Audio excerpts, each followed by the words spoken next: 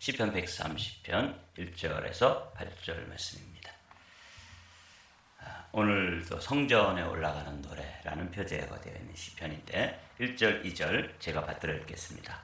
여호와여, 내가 깊은 곳에서 주께 부르짖었나이다. 주여, 내 소리를 들으시며 나의 부르짖는 소리에 귀를 기울이소서. 아멘.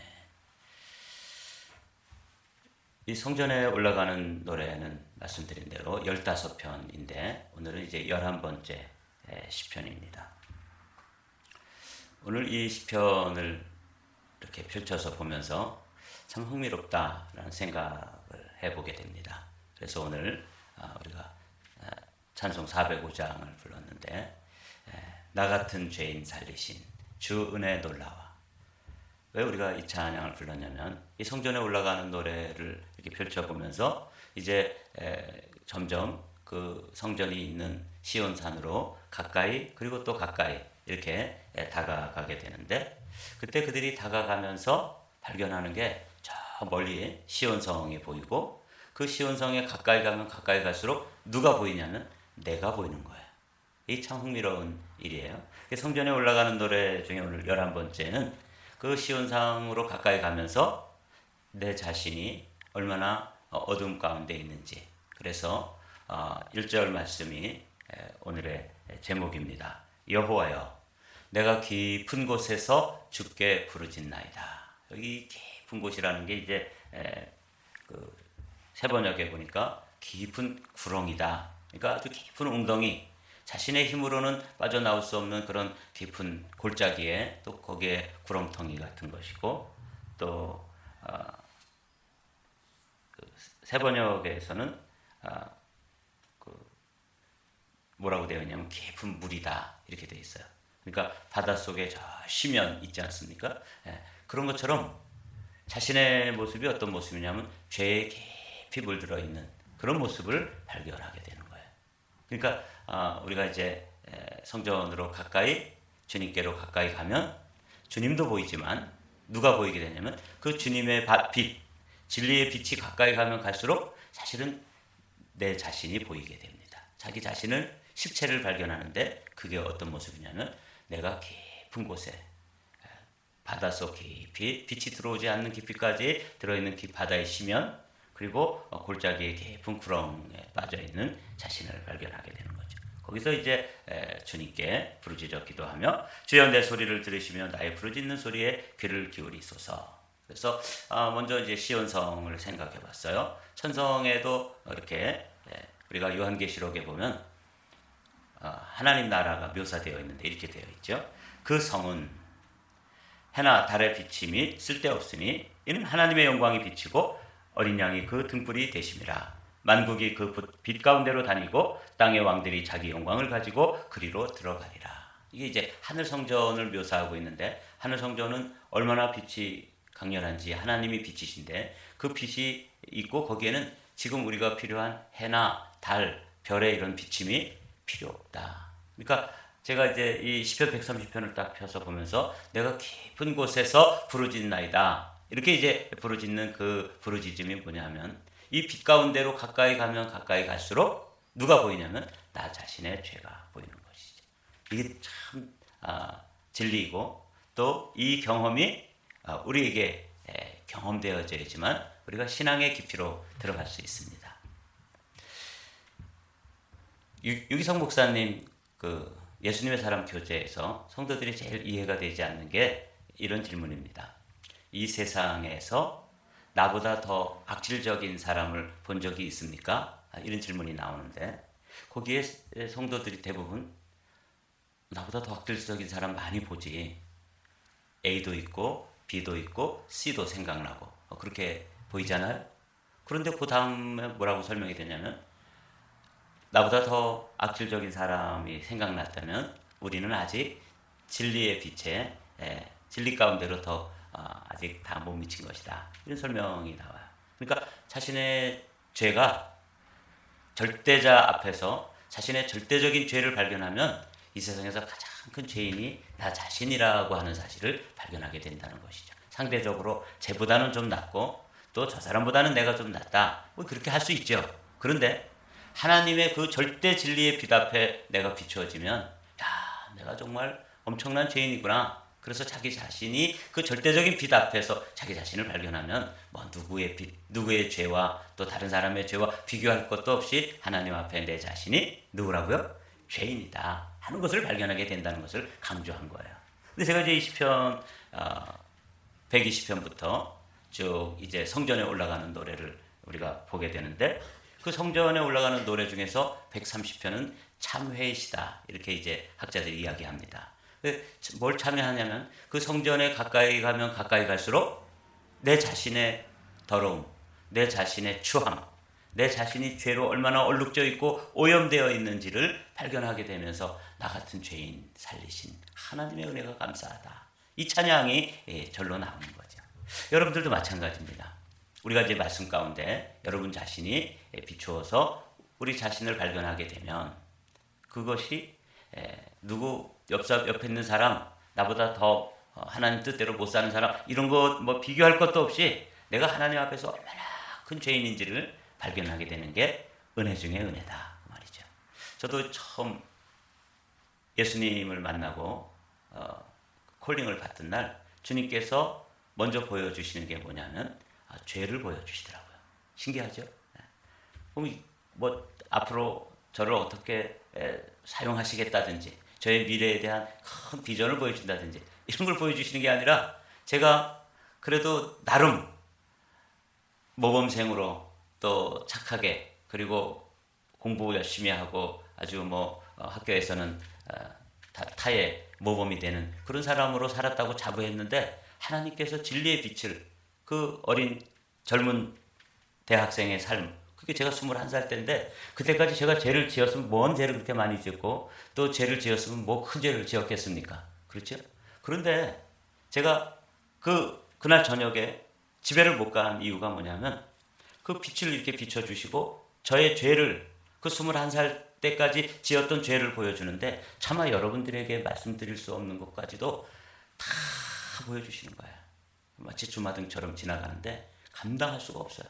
그래서 콧물을 흘리고 눈물을 흘리고 밤새도록 회개를 시키시더라고요. 그리고 그것을 해결한 후에 이제 주님께서 저희 마음속에 소원을 주시는 거죠.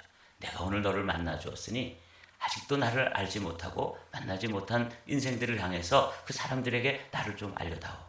하나님의 소원을 그때 보여주시더라고요.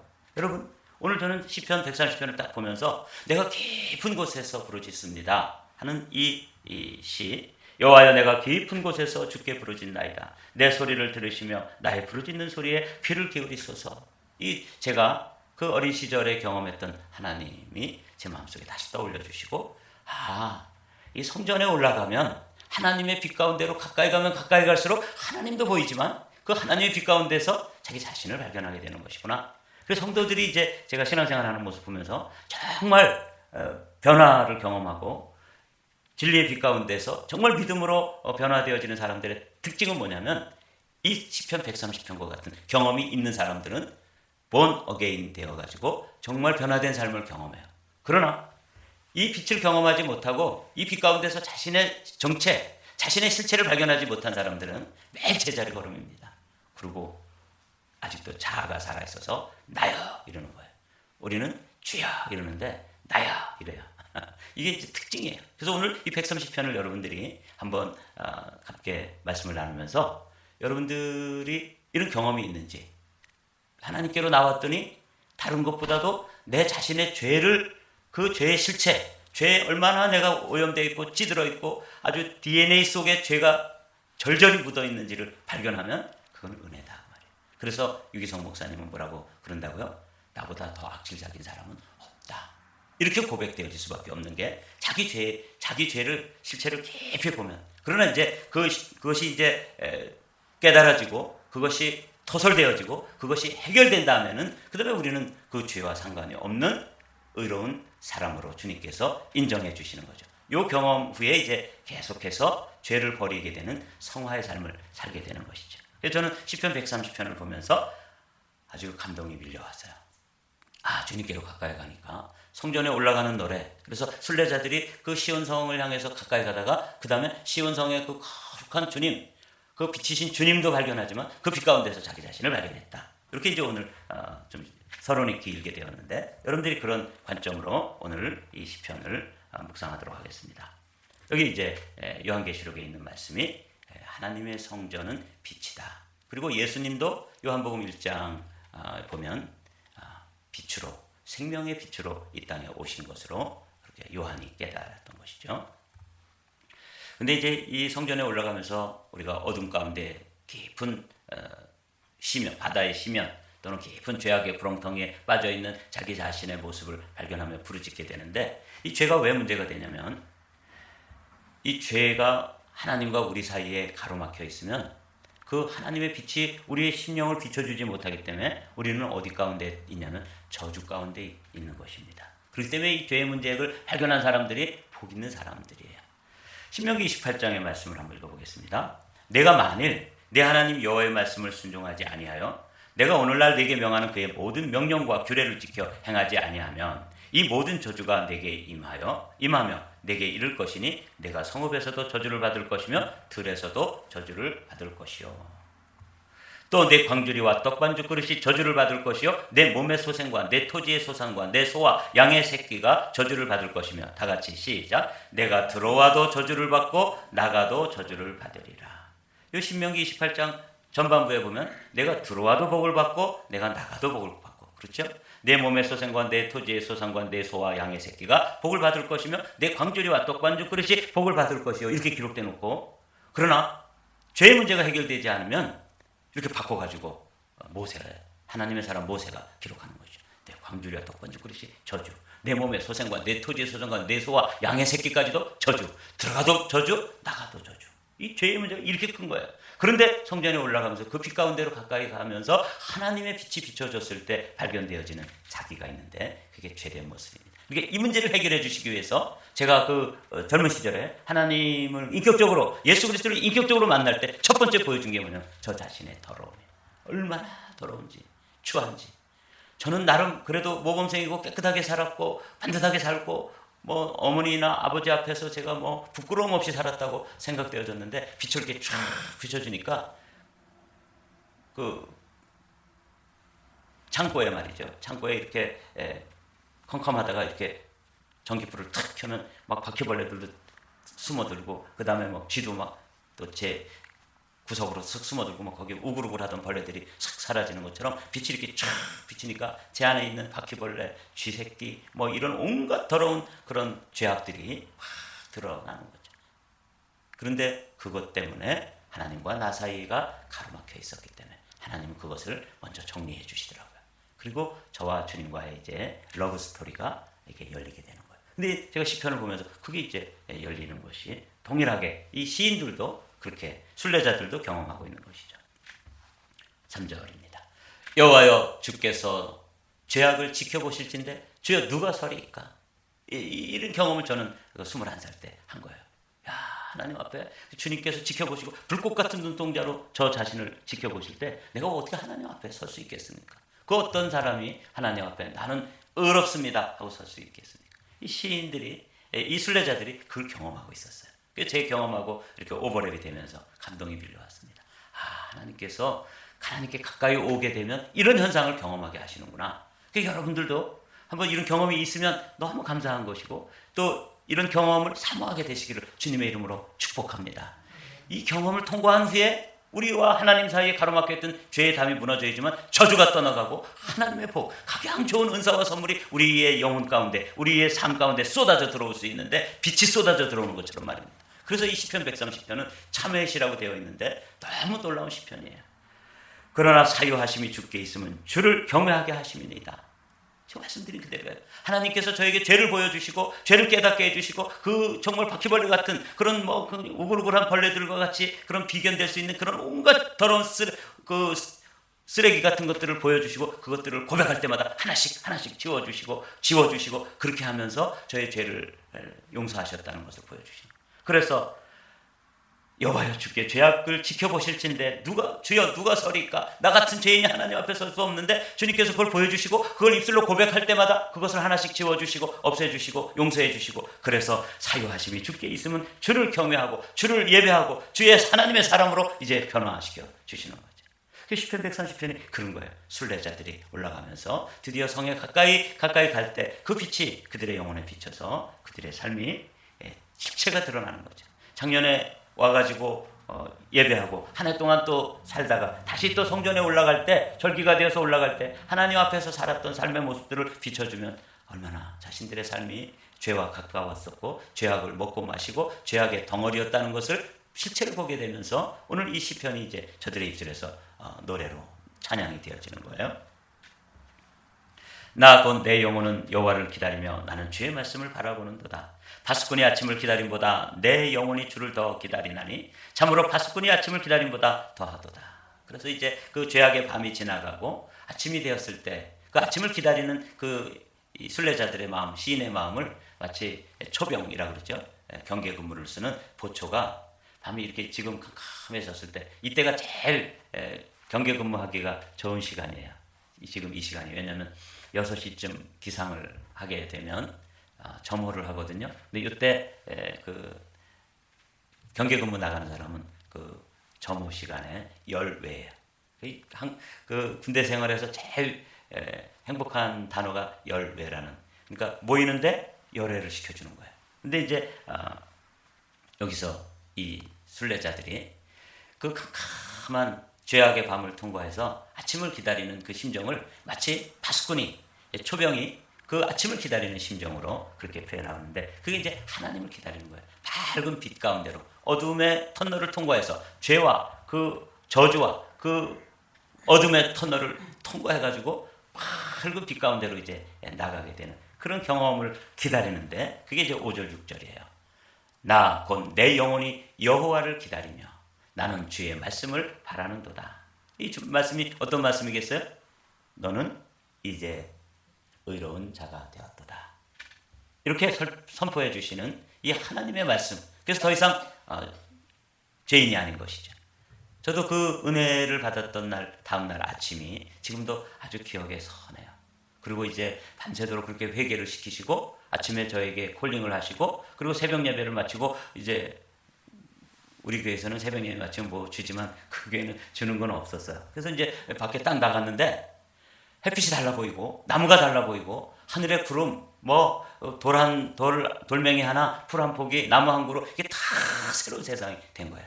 제가 이 시편 130편이 그런 거라고 생각해요. 나 곧 내 영혼이 여호와를 기다리며 나는 주의 말씀을 바라는도다.